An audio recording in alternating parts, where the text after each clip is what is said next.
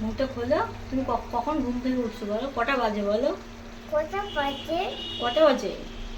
আঙ্কে হুম? আঙ্কে কি? কটা বাজে? আমি তো সেটা জিজ্ঞেস করছি, কটা বাজে? কটা বাজে? কটা বাজে? একটা বাজে। একটা? হ্যাঁ, কি একটা? একটা বাজে। আমি তো আদর করে দেবে? উম, আর আদর করে দেবে? আচ্ছা আচ্ছা। দাও দাও। উম, কেমন? কেমন? দেখছি। তেতি? কেমন তেতি? তুমি আমাকে ভালোবাসো? পাপাকে ভালোবাসো? পাপা ভালো না আমি ভালো? বলো, কে ভালো? তুমি মা। আমি মা ভালো? আর পাপা? ওকে, পাপা ভালো না ভালো না? বলো, পাপাও ভালো? ও, মাম্মি পাপা দুজনে ভালো? মাম্মি, পাপা, ভালো। মাম্মি, মাম্মা তোমার মশা কামড় দিছে? হ্যাঁ, মশা মারছো?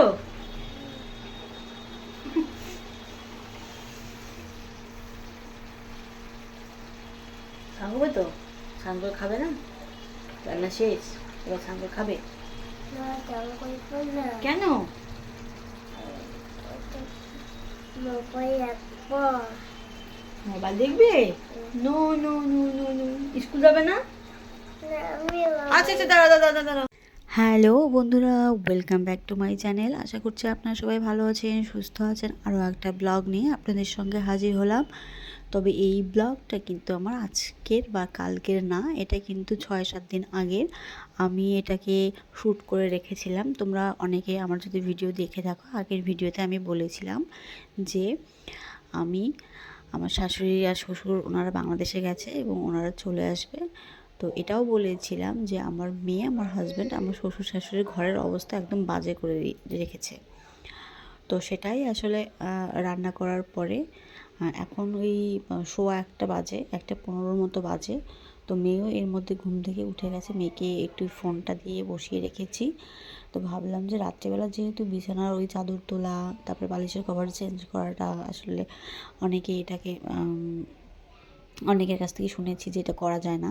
তো ওই জন্য ভাবলাম যে কালকে তো সকালবেলায় চলে আসবে বাবু আর মা, তো কালকে সকালবেলা তো আর হবে না। ওই জন্য আজকে যেহেতু একটু 2টোর দিকে মেয়েকে খাইয়ে দেবো, তো একটু ফাঁকা আছি, তো ভাবলাম যে এর মধ্যে বিছানার চাদরগুলো একটু চেঞ্জ করে নেই।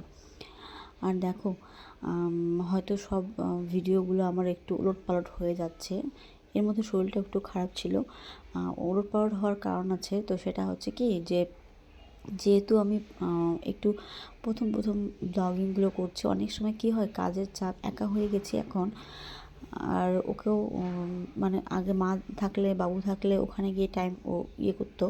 এখন দেখা যায় সারাদিন কাজ করছি, আবার কাজ শেষে ও এসে মানে কি গন্ডগোল করে দিচ্ছে সব কিছুর।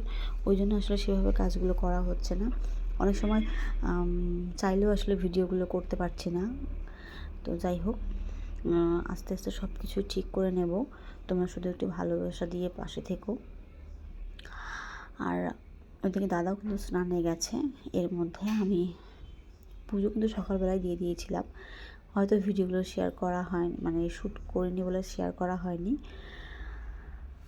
তো এরপরে যেটা করব, বিছানাটা গোছানো হয়ে গেলে, আর কি বলবো তো, আমার হাজব্যান্ডের যে ব্যাপারটা, সে কিন্তু সকালবেলা বেরিয়ে যায়, তো ও হেল্প করার মতো ওই জায়গায় থাকে না, সুতরাং আমার একা একা করতে হয়, যার কারণে একটু আমার প্রবলেম হয়ে যাচ্ছে।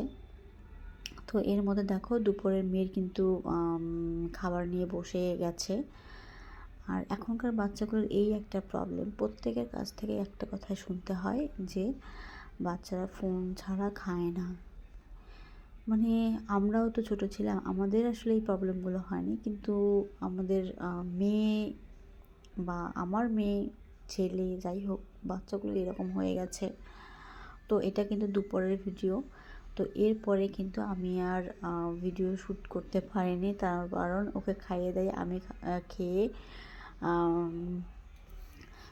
বিকালের ঘর ঝাড় দিয়ে আবার সন্ধ্যাবেলার পুজো দিয়েছি, চা করেছিলাম, রুটি, মানে রাতের খাবার দাবার সব হয়ে গেছে, কিন্তু আমি আসলে বিশ্বাস করো ভিডিও করতেই ভুলে গেছি।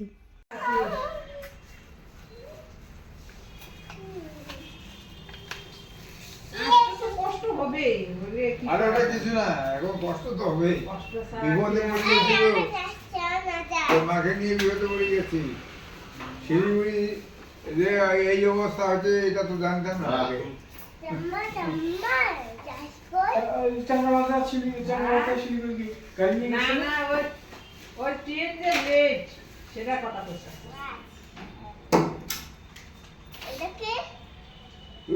দাঁতন এই ব্রাশ না ও যে আমি তো তোমাদের বলেছিলাম যে বাবু মা ওই 6:30 7টার দিকে আসবে, কিন্তু